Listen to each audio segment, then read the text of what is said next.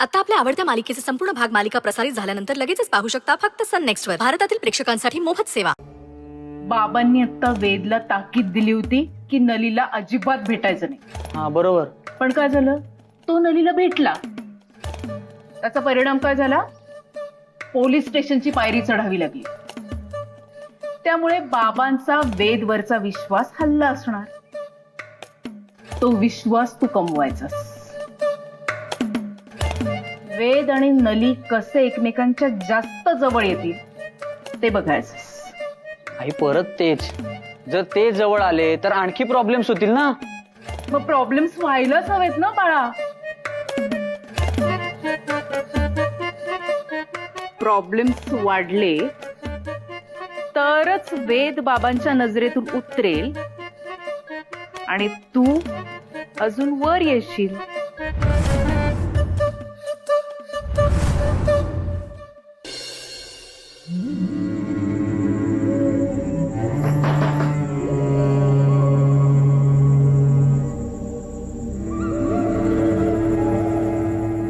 या बसा.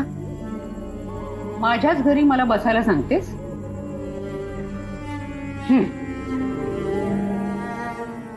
चहा घेणार? मी इथं चहा घ्यायला आले नाही. तुझ्या हातचं मला काहीच नको. अरे बापरे, तुम्ही तर फारच रागात दिसताय. आनंदानं उड्या मारण्यासारखं इथं काही घडलंय का? बुद्धिबळातल्या उंटासारखी तिरपी चाल चालतेस, मला कात्रीत धरतेस. अहो त्याची कारणही तशीच आहेत. ह्याला जबाबदार कोण? उठसूट फोन करशील, घरी यायची धमकी देशील. तुझ्या मागं धावणं एवढं एकच काम आहे का मला? तुम्ही कशाला धावपळ करताय?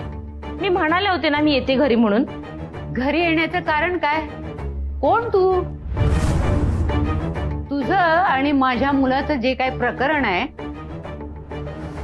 ते काय घरच्या परवानगीनं झालं होतं काय? तुमचा चोरीचा मामला तो तुम्ही दोघांनी आपापसात मिटवायला हवा होता. त्यात घरच्यांचा काय संबंध? रणजित खोतांनी फसवलंय मला. चोर तो चोर आणि वर शिरजोर. हे बघा, मी ऐकून घेते याचा अर्थ असा नाही तुम्ही वाटेल ते बोलाल आणि मी खपवून घेईन. हो, आदर्श शिक्षिका ना तू. पुरुषांच्या प्रेमात पडतेस, लफडी करतेस. हा आदर्श ठेवणार आहे विद्यार्थ्यांच्या समोर आणि मला ब्लॅकमेल करतेस, धमकी देतेस. कुठले गए संस्कार?